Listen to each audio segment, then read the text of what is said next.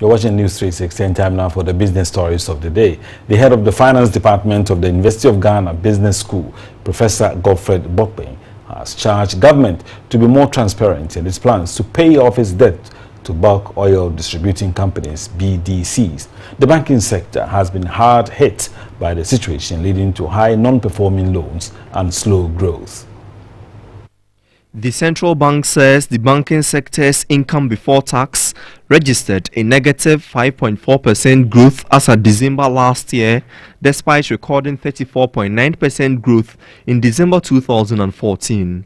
According to some analysts, the banks will continue to face difficult times for the next few years as a result of their dealings with the bulk oil distributing companies, BDCs. The default of BDC loans is reported to have contributed significantly to banks' non-performing loans, which has increased by 1.8 billion cedis between December 2014 and 2015, and currently pegged at 4.5 billion cedis. The banks make money by lending. They accept deposits, turn it around and lend.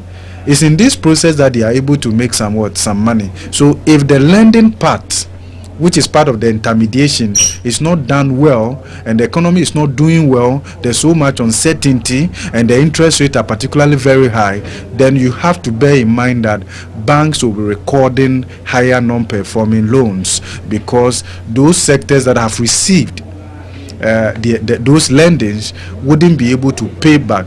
The BDC's failure to honor their debt obligations to the banks have been blamed on government's continued failure to settle its debts to the BDCs on time, resulting in foreign exchange losses. When they introduced the energy sector levies, they told us there was some legacy debt. As at now, I don't know the total amount, and I don't know for how long this energy sector levies would have to be accommodated to clear this legacy debt. So I think that as a country we have to be able to look at the issues about objectivity, transparency, honesty, integrity. If our core values reflect these things, I believe that we'll be able to make much more progress than it is now. And now to aviation. Africa World Airline has received its International Operational Safety Audit Program IOSA certificate.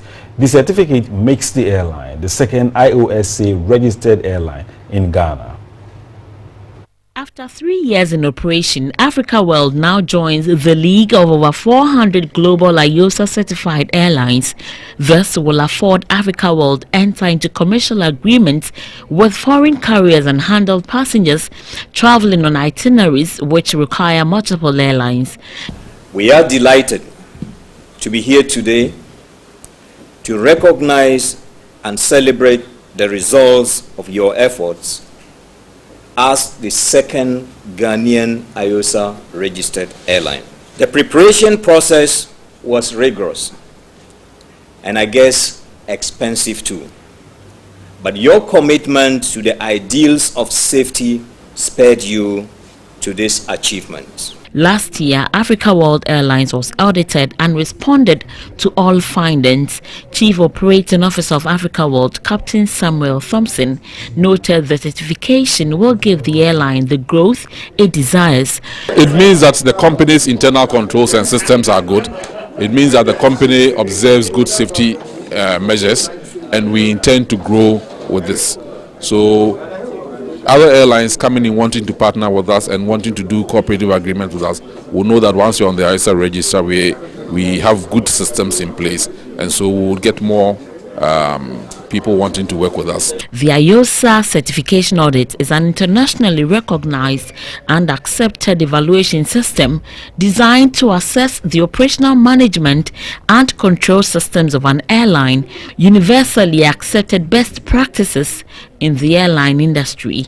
Africa World Airlines was incorporated in November 2010 and received its air carrier license from the Ghana Civil Aviation Authority in March 2011. Now let's talk about oil and gas. And KOSMOS Energy Ghana has launched a new corporate social investment program. The KOSMOS Innovation Center will employ advanced technology to equip the youth in modern agriculture. KOSMOS Energy Ghana has engaged in diverse corporate social responsibility interventions for communities. The new KOSMOS Innovation Center will combine skills from the various sectors of the economy to improve agriculture production in Ghana. The Vice President and Country Manager for KOSMOS Energy Ghana, Joe Mensah, revealed other sectors will be tackled soon. Anything that has to do with innovation interests the youth. Agriculture has been the mainstay of this country, and it seems that it's gone backward. It's not so much getting the youth to go out and till soil or anything like that. We know the whole value chain of agriculture. There are several issues along the value chain. If an entrepreneur, the youth, will concentrate on one particular issue and find a way to resolve that, it will have ramifications throughout the whole sector. The innovation comes in 3 phases, starting with a collaboration with partners in the fields of business, technology, finance, and academia in sharing practical solutions to problems. The incubation stage will provide seed funding for young entrepreneurs who are starting up businesses to employ technology in providing solutions to improve the agricultural sector. The acceleration stage, which is the final stage, will provide capital investment for start-up companies which have utilized the previous stages to grow their businesses. It's about bringing together all the parties in the different sectors, depending on which sector we are working on as KIC. And the idea is to brainstorm, look at the value chains, and then see where we can make our interventions. So for our role, we are starting with Agric now. Speakers commended KOSMOS Energy Ghana and urged other organizations to invest in other sectors of the economy. And now to telcos. Ghana's mobile number portability service has crossed the 2.5 million mark with successful porting requests processed for Ghana consumers as at February 29 this year. According to the Consumer and Corporate Affairs Director of the National Communication Authority, Nana Bedu, the policy has lived up to expectation with an average porting time of 20 minutes. The mobile number portability, which was started on July 7, 2011, has been hugely successful with 2,505,939 ports as at February 29 this year. From the minute a consumer decides to port and the process begins, it takes an average of 20 minutes to port from one network to the other.